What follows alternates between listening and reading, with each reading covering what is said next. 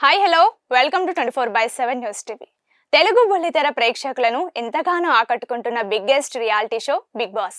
తెలుగులో ఇప్పటికే 7 సీజన్లు పూర్తి చేసుకున్న ఈ షో ఇప్పుడు 8వ సీజన్ చివరి దశకు చేరుకుంది.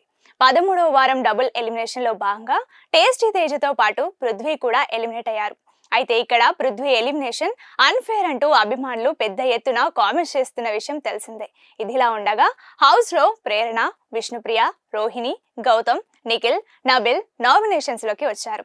ఇకపోతే హౌస్ నుంచి బయటకు వచ్చిన తర్వాత పృథ్వీ కోసం Yashmi, Sonia grand party arrange చేశారు. అనంతరం మీడియాతో మాట్లాడిన పృథ్వీ తన ప్రేమ, పెళ్లి గురించి తెలిపారు. ఇంటర్వ్యూలో భాగంగా మీరు దర్శిని గౌడను వివాహం చేసుకోబోతున్నారా అని అడగగా ఆమె నాకు స్నేహితురాలు మాత్రమే, ఆమెతో ప్రేమ, పెళ్లి లాంటి ఆలోచనలు లేవు. ఇక విష్ణుప్రియ కూడా అంతే, కేవలం స్నేహితురాలు మాత్రమే. ఎవరి ఫీలింగ్స్ వాళ్ళు ఎక్స్ప్రెస్ చేస్తారు, కానీ ఎదుటి వాళ్ళు వారి ఫీలింగ్స్ ని అంగీకరించాల్సిన రూల్ లేదు కదా. నేను కూడా అంతే. అయితే నేను కూడా ప్రేమ పెళ్లి చేసుకుంటాను, కాకపోతే నా ముందు కొన్ని లక్ష్యాలు ఉన్నాయి. ముందు వాటిని పూర్తి చేశాక ఆ తర్వాత ప్రేమ పెళ్లి చేసుకుంటాను అంటూ క్లారిటీ ఇచ్చారు. ఏది ఏమైనా విష్ణుప్రియకు మాత్రం టోకరా పెట్టాడని నెటిజన్స్ కామెంట్స్ చేస్తున్నారు.